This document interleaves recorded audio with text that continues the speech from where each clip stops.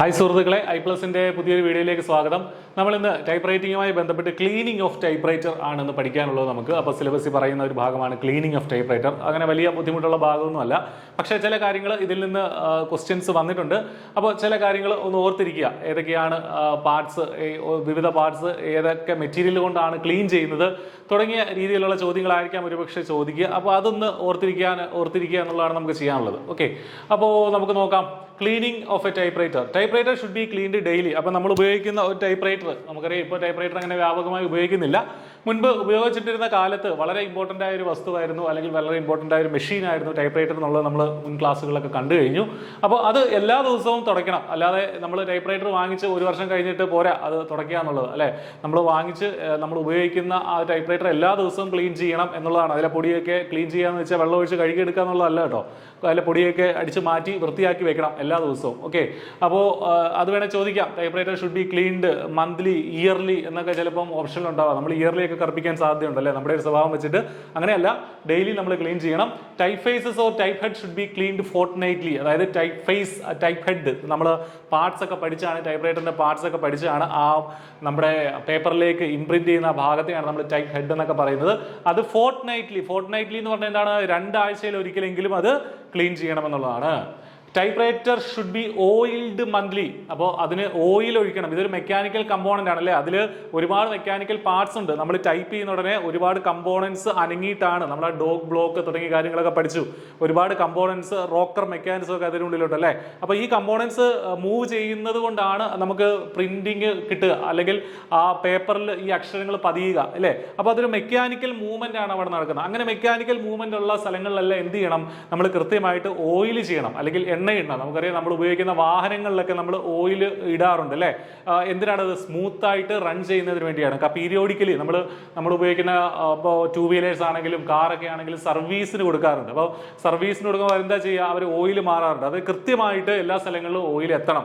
Mechanical moving components ആണെങ്കിൽ അതിനിടയ്ക്ക് friction കുറയ്ക്കാൻ വേണ്ടിയിട്ടാണ്, ഫ്രിക്ഷൻ ഒഴിവാക്കാൻ വേണ്ടിയിട്ടാണ് ഈ ഓയിലിംഗ് നടത്തുന്നത്. അപ്പോൾ അത് മാസത്തിൽ ഒരിക്കലെങ്കിലും ടൈപ്പ് റൈറ്ററിൽ, ഈ പറഞ്ഞ ടൈപ്പ് റൈറ്റർ പൊക്കി അതിന്റെ കമ്പോണൻസ് ഒക്കെ ഒന്ന് മാറ്റി അഴിച്ചിട്ട് നമ്മൾ എന്ത് ചെയ്യണം? ഓയിൽ ഇട്ട് കൊടുക്കണം. ഓക്കെ, ഇനി നെസസറി ക്ലീനിങ് മെറ്റീരിയൽസ്. ഏതൊക്കെ മെറ്റീരിയൽസ് ആണ്? നമ്മൾ ഒരു ടൈപ്പ് റൈറ്റർ വാങ്ങിക്കുമ്പോൾ അതിനോടൊപ്പം തന്നെ ക്ലീൻ ചെയ്യാനുള്ള മെറ്റീരിയൽസും ഉണ്ടാകണം എന്നുള്ളതാണ് ചട്ടം. അപ്പോൾ ഏതൊക്കെയാണ് മെറ്റീരിയൽസ് വേണ്ടത്?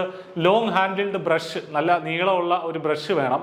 ദെൻ ടൈപ്പ് ക്ലീനിങ് ബ്രഷ്, ആ ടൈപ്പ് ഹെഡൊക്കെ ക്ലീൻ ചെയ്യാനായിട്ട് സ്പെഷ്യലി ഡിസൈൻഡ് ആയിട്ടുള്ള ബ്രഷ് ഉണ്ട്, അത് വേണം. ഡസ്റ്റ് ബ്രഷ്, അതായത് പൊടി അടിച്ച് കളയാനുള്ള ചെറിയ വയർ ബ്രഷ് വേണ്ടി വരും. ഓയിൽ ക്യാൻ, ഓയിൽ ഇടാനായിട്ട് ഒരു പാട്ടയുണ്ടല്ലോ, നമ്മൾ ഈ 2 വീലറിനൊക്കെ നമ്മുടെ ബൈക്കൊക്കെ സർവീസ് ചെയ്യുന്നവരാണെങ്കിൽ അറിയാൻ സാധിക്കും. ആ നമ്മുടെ ചെയിനിലൊക്കെ ഇങ്ങനെ പറഞ്ഞ ഒരു ഓയിൽ ക്യാൻ ഉണ്ട്. അപ്പോൾ അമ്മാതിരിയുള്ളൊരു ഓയിൽ ക്യാൻ വേണം. ടച്ച് ഓയിലർ, അങ്ങനെ ഒരു കമ്പോണന്റ് വേണം. Petrol or spirit. അപ്പോൾ പെട്രോൾ ഒരു ഇമ്പോർട്ടൻ്റ് ആയ ഘടകമാണ് ടൈപ്പ് റൈറ്റർ ക്ലീനിങ്ങിന്റെ. ചില പാർട്സ്, ടൈപ്പ് റൈറ്ററിന്റെ ചില പാർട്സ് പെട്രോൾ വെച്ചിട്ടാണ് ക്ലീൻ ചെയ്യേണ്ടത്. അപ്പോൾ പെട്രോൾ ആവശ്യമായിട്ട് വരും. ഷാർപ്പ് പിൻ വേണം. കമോയിസ് ലെതർ, അല്ലെങ്കിൽ പോളിഷിംഗ് ക്ലോത്ത്, അങ്ങനെയാണ് അതിനെ പറയുക. Duster cloth. ഇത്രയും കാര്യങ്ങളാണ് എന്തിനു വേണ്ടത്? ടൈപ്പ് റൈറ്റർ ക്ലീൻ ചെയ്യാൻ വേണ്ടിയിട്ടുള്ള ഏറ്റവും അത്യാവശ്യമായ കാര്യങ്ങൾ ഇതൊക്കെയാണ്. അപ്പോൾ ഇതൊക്കെ ക്ലീനിങ് മെറ്റീരിയൽസ് ആണെന്നുള്ള കാര്യം മനസ്സിലാക്കുക. Okay, the outer parts of the typewriter such as carriage, type segment, type bars etcetera can be cleaned with long handled brush. അപ്പോൾ പുറത്തെ ഭാഗങ്ങൾ, നമുക്ക് ടൈപ്പ് റൈറ്ററിൽ പുറത്ത് കാണുന്ന ചില ഭാഗങ്ങളുണ്ടല്ലോ, carriage, type segment, type bars, നമ്മൾ ഈ ടൈപ്പ് ചെയ്യുന്ന ആ ഒരു കീസ്, അതൊക്കെ ലോങ് ഹാൻഡിൽഡ് ബ്രഷ് വെച്ചിട്ട് നമുക്ക് ക്ലീൻ ചെയ്യാൻ സാധിക്കും. Inner parts of the type writer should be cleaned with a wire brush. അപ്പോൾ വയർ ബ്രഷ് നമ്മൾ പറഞ്ഞു, ചെറിയ ബ്രഷ് എന്ന് പറഞ്ഞു, അത് ഇന്നർ പാർട്സ് ആണ്, നമ്മൾ പുറത്ത് കാണുന്ന പാർട്സ് അല്ല. ടൈപ്പ് റൈറ്ററിനുള്ളിൽ, ടൈപ്പ് റൈറ്റർ നമ്മൾ ഡിസംബിൾ ചെയ്യുമ്പോൾ അതിനുള്ളിൽ കാണുന്ന പാർട്സ് ക്ലീൻ ചെയ്യാൻ വേണ്ടിയിട്ടാണ് നമ്മൾ ഈ വയർ ബ്രഷ് യൂസ് ചെയ്യുന്നത്. അടുത്ത type faces are cleaned using a type cleaning brush dipped in petrol. അപ്പോൾ എന്തിനാണ് പെട്രോൾ ഉപയോഗിക്കുന്നത്? ടൈപ്പ് ഫേസസ് ടൈപ്പ് ചെയ്യുന്ന ആ ഫേസ്, അതാണ് നമ്മൾ ഈ പറഞ്ഞ ആ കീയുടെ മോൾ ഭാഗം, അത് ഉൾപ്പെടെയുള്ള കാര്യങ്ങൾ. Type faces are cleaned using a type cleaning brush dipped in പെട്രോളിൽ മുക്കിയ ടൈപ്പ് ക്ലീനിങ് ബ്രഷ് വെച്ചിട്ട് വേണം അത് ക്ലീൻ ചെയ്യാനായിട്ട്. Type faces are cleaned using a type cleaning brush dipped in petrol. അപ്പോൾ ടൈപ്പ് ഫേസസും ഈ പറഞ്ഞ ടൈപ്പ് ഹെഡിന്റെ ആ ഭാഗമാണ് ഈ പറയുന്നത്, അതും ഈ പറഞ്ഞ പെട്രോളിൽ മുക്കിയിട്ട് വേണം പറഞ്ഞ നമ്മുടെ ബ്രഷ് ഉപയോഗിച്ചിട്ട് ക്ലീൻ ചെയ്യാൻ വേണ്ടി. Type cleaning brush is also known as hard brush. Type cleaning ബ്രഷിനെ പറയുന്ന മറ്റൊരു പേരാണ് hard brush. Oil can is used for oiling outer parts. അപ്പോൾ നമുക്ക് കാണാൻ പറ്റുന്ന പാർട്സ് ഒക്കെ ഒന്ന് ഓയിൽ ചെയ്യാൻ വേണ്ടിയിട്ടാണ് ഓയിൽ ക്യാൻ യൂസ് ചെയ്യുന്നത്. Touch oiler is used for oiling the interior parts such as loose dog, rigid dog, pinion wheel, escapement wheel, ribbon gears etcetera. നമ്മൾ ഈ ടേംസ് ഒക്കെ നമ്മൾ നേരത്തെ ടൈപ്പ്റൈറ്റർ പാർട്സ് പഠിച്ചപ്പോൾ പഠിച്ചതാണ്. ഈ പറഞ്ഞ ഡോഗ് മെക്കാനിസം, പിനിയൻ വീൽ, അതൊക്കെ റോക്കർ മെക്കാനിസത്തിന്റെ ഭാഗങ്ങളാണ്. അതൊക്കെ ക്ലീൻ ചെയ്യാനായിട്ട് കുറച്ചുകൂടി പ്രിസൈസ് ആയിട്ടുള്ള ഓയിലിംഗ് മെക്കാനിസമാണ് ടച്ച് ഓയിലർ എന്ന് പറയുന്നത്. അതാണ് അതിന് വേണ്ടിയിട്ട് യൂസ് ചെയ്യുന്നത്. Rubber parts such as cylinder, type faces, type segment and feed rolls are cleaned with petrol or spirit. അപ്പോൾ അത് ഇമ്പോർട്ടന്റ് ആണ്. ഈ പറഞ്ഞ റബ്ബർ പാർട്സ്, ടൈപ്പ്റൈറ്ററിൽ കുറെ റബ്ബർ പാർട്സ് ഉണ്ട്. അതാണ് ഈ പറഞ്ഞ type faces, type segment, feed rolls, അതൊക്കെ പെട്രോൾ ഉപയോഗിച്ചിട്ടാണ് ക്ലീൻ ചെയ്യുന്നത്. നമ്മൾ നേരത്തെ പറഞ്ഞു നെസസറി ക്ലീനിങ് മെറ്റീരിയലിന്റെ കൂട്ടത്തിലെ ഒരു മെറ്റീരിയലാണ് ഈ പറഞ്ഞ പെട്രോൾ എന്ന് പറയുന്നത്, പെട്രോൾ അല്ലെങ്കിൽ സ്പിരിറ്റ് എന്ന് പറയുന്നത്. ഇത് എവിടെ യൂസ് ചെയ്യുന്നത്? ഈ പറഞ്ഞ ടൈപ്പ് ഫേസസ്, ടൈപ്പ് സെഗ്മെന്റ്, അതേപോലെ ഫീഡ് റോൾസ്, റിബണ്, ഇതൊക്കെ എന്താണ്? റിബൺ അല്ല, ബാക്കിയുള്ള കാര്യങ്ങൾ റബ്ബർ പാർട്സ് ആണ്. റബ്ബർ കൊണ്ട് നിർമ്മിതമായ പാർട്സ് ക്ലീൻ ചെയ്യാൻ വേണ്ടിയിട്ടാണ് ഈ പറഞ്ഞ സംഗതികളൊക്കെ നമ്മൾ യൂസ് ചെയ്യുന്നത്, പെട്രോൾ അല്ലെങ്കിൽ സ്പിരിറ്റ് ഒക്കെ യൂസ് ചെയ്യുന്നത്.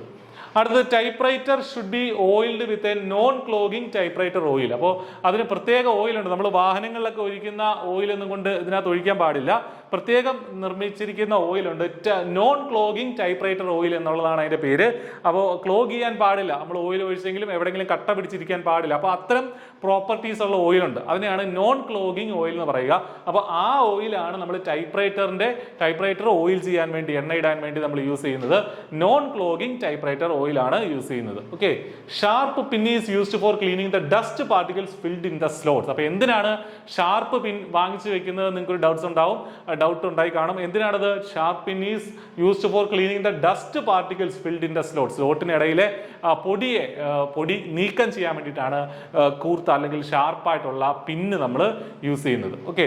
Nickel parts are cleaned using chamois leather. ഇത് നമ്മൾ നേരത്തെ പഠിച്ചതാണ്. കഴിഞ്ഞ ടൈപ്പ്റൈറ്റർ പാർട്സ് ഒക്കെ പഠിച്ചപ്പോൾ നമ്മൾ ആ കൂട്ടത്തിൽ പഠിച്ചതാണ്.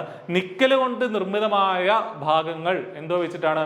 കമോയിസ് ലെതർ വെച്ചിട്ടാണ് നമ്മൾ എന്ത് ചെയ്യുക? അത് ക്ലീൻ ചെയ്യുക. കമോയിസ് ലെതർ നമ്മൾ പറയുന്ന മറ്റൊരു പേരുണ്ടല്ലോ, എന്തായിരുന്നു അത്? പോളിഷിംഗ് ക്ലോത്ത് അല്ലെ? ചെറിയ നൈസായിട്ടുള്ള ആ ഒരു ക്ലോത്തിനെയാണ് നമ്മൾ അത് അങ്ങനെ പറയുന്നത്. ഇനി നമ്മൾ നോക്കുകയാണെങ്കിൽ things to be noticed while packing typewriter വെറുതെ ഒരു സ്ഥലത്ത് നിന്ന് വെറുതെ പാക്ക് ചെയ്ത് നമുക്ക് ഇഷ്ടമുള്ള രീതിയിൽ കൊണ്ട് പോയി കഴിഞ്ഞാൽ പിന്നെ അത് ഉപയോഗക്ഷമം അല്ലാതായിട്ട് മാറും. അപ്പോൾ അങ്ങനെ കൃത്യമായിട്ട് പാക്ക് ചെയ്യണമെങ്കിൽ എന്തൊക്കെയാണ് ചെയ്യേണ്ടതെന്ന് പറഞ്ഞിട്ടുണ്ട്.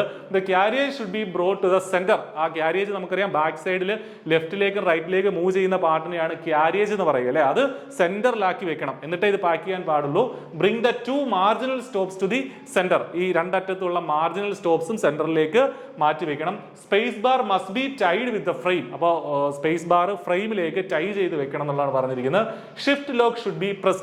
ഷിഫ്റ്റ് ലോക്ക് മെക്കാനിസം ഉണ്ട്, റൈറ്റ് ഷിഫ്റ്റ് ലോക്കും ലെഫ്റ്റ് ഷിഫ്റ്റ് ലോക്കും ഉണ്ട്, അത് പ്രസ് ചെയ്തിരിക്കണം. Cover the machine with a good cloth or metal cover. അപ്പൊ ഇത്രയും കാര്യങ്ങളാണ് നമ്മൾ ഒരു ടൈപ്പ്റൈറ്റർ പാക്ക് ചെയ്യുമ്പോൾ അത് പൊതിഞ്ഞ് വേറൊരു സ്ഥലത്തേക്ക് കൊണ്ടുപോവുകയാണെങ്കിൽ നമ്മൾ ശ്രദ്ധിക്കേണ്ട കാര്യങ്ങളാണ് ഈ പറഞ്ഞിരിക്കുന്നത്. അപ്പൊ ഇതൊക്കെയാണ് നമ്മുടെ ക്ലീനിങ്ങുമായി ബന്ധപ്പെട്ട് പറയാനുള്ളത്. ഇതിൽ നിന്ന് ചോദ്യങ്ങൾ ഉണ്ടായേക്കാം. ഏതൊക്കെ തരത്തിലുള്ള ചോദ്യങ്ങളാണ് ഇതുവരെ ചോദിച്ചിട്ടുള്ളത് നമുക്ക് ഡിസ്കസ് ചെയ്യാം. ഓക്കെ. അപ്പോൾ ഈ കാര്യങ്ങൾ നിങ്ങൾക്ക് മനസ്സിലായി കാണുമെന്ന് കരുതുന്നു. മറ്റൊരു വീഡിയോയുമായി വീണ്ടും കാണാം. താങ്ക്